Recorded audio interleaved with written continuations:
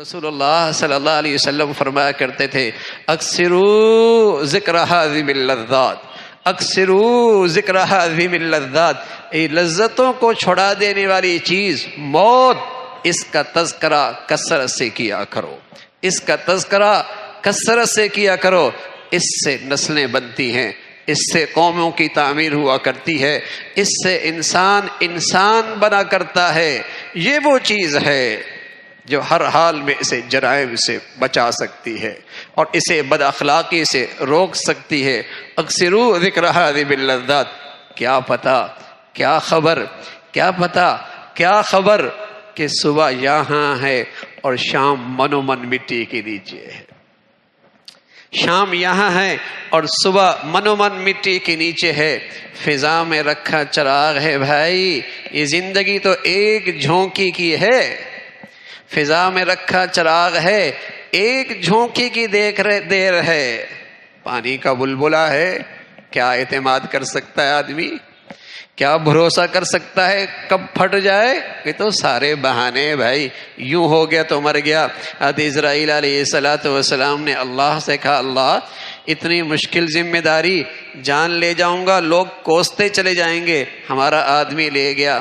فرمایا اتنے بہانے بنا دوں گا مرنے کے، کسی کا تیری طرف دھیان ہی نہیں جائے گا، اتنے بہانے بنا دوں گا کسی کا تیری طرف دھیان بھی نہیں جائے گا۔ ہاں یہ دل بند ہو گیا، یہ برین ہیمریج ہو گیا اور یہ فلاں اور فلاں ہو گیا۔ نانا اذا جاء اجلها لا يستأخرون ساعة ولا يستقدمون، وہ گھڑی آئی تھی جو اماں کے پیٹ سے اپنی گھڑی لکھ کے لایا تھا، وہ گھڑی آ گئی تھی، چاہے وہ صبح ہے چاہے شام ہے، وہ گھڑی آ گئی تھی جو اس کے لیے لکھی جا چکی تھی۔ یا صاحبی لا تغترر بتنعمی فإن النعیم یزول والعمر ينفذ وإذا حملت على القبور جنازة فاعلم انك بعدها محمول۔ اے میرے دوست دھوکے میں نہ رہنا، یہ صحت گئی، یہ جوانی گئی، یہ حسن گیا، یہ کمر جھکی، یہ جیب خالی ہوئی، ہاں سب نے ملنا بھی چھوڑ دیا، دعوت نامے دینا بھی چھوڑ دیا، جیب کیا خالی ہوئی، گھر کی نکرانی بھی کوئی نہیں پوچھتی، اس کے پاس ہے ہی کیا۔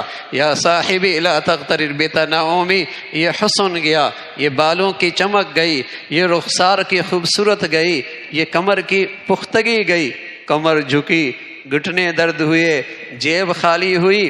فإن النعیم یزول والعمر ينفذ، ایک ایک کر کے نعمت چلی گئی، یہ زندگی کی نعمت بھی رخصت ہو گئی۔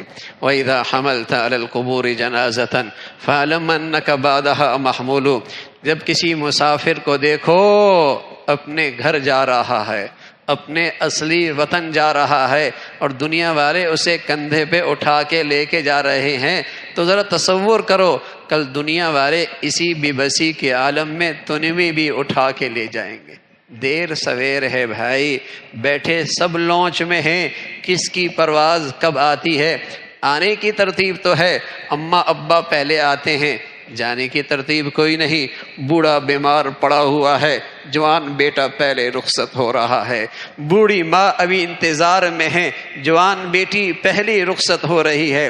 تو یہ تصور کر لو، کچھ خلوت میں گھڑیاں نکال لو بھائی، رات بستر پہ کچھ گھڑی سوچ لیا کرو، تنہائی میں رات کی تاریکی میں ذرا تصور کر لو، رات کی اندھیرا برداشت نہیں، کل مجھے دنیا من و من مٹی کے نیچے چھوڑ کے آنی ہے، وہاں بھی تو اندھیرا ہے، کوئی سامان چاہیے، وہاں کی روشنی کا سامان چاہیے نا، تو ذرا اپنا جانے کا تصور کرو۔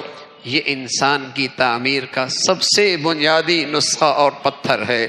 اللہ رب العزت بھائی ہمیں عقیدہ آخرت پہ تازگی نصیب فرما دے، اللہ عمل کی توفیق نصیب فرمائے۔ وآخر دعوانا ان الحمد للہ رب العالمین۔